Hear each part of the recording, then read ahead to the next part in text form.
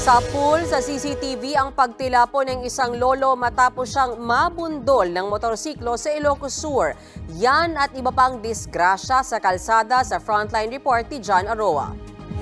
Sa kuha ng CCTV sa barangay Lakong sa Tagidin, Ilocos Sur noong January 4 ng gabi, makikitang naglalakad sa gilid ng kalsada ang isang lolo. Pagtawid ng lalaki, bigla itong nabundol ng motorsiklo. Tumilapon ang lolo at ang rider sa lakas ng banggaan. Itinakbo sa ospital ang mga sugatang sina Manuel Barnaquilla Lial, 63 years old, at ang rider na si Christian Paul Labador. Nagkaarigluhan na ang rider at ang pamilya ng senior citizen.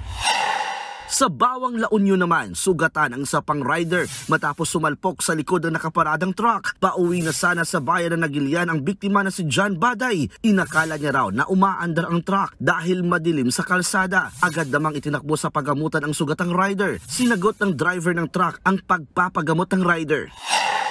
Sa aerial shot na ito, nakuha sa Barili, Cebu. Makikita ang kotseng nahulog mula sa 200 talampakang bangin. Yuping-yupi ang kotse sa tindi ng pagkakabagsak. Sakay ng kotse ang 3 turistang Russian. Pahirapan ang pag-rescue. Nasawi ang isang babaeng Russian. Sugatan ang asawa niya at ang isa pa nilang kasamahan. Ayon sa ilang nakakita, hindi naman matulin ang takbo ng kotse. Pero posible raw na nakainom ang 3 dayuhan dahil may nakitang 3 bote ng beer sa sasakyan. Nakikipag-ugnayan ang pulisya sa Russian Embassy. Nagbabalita mula sa Frontline, John Aroa, News 5.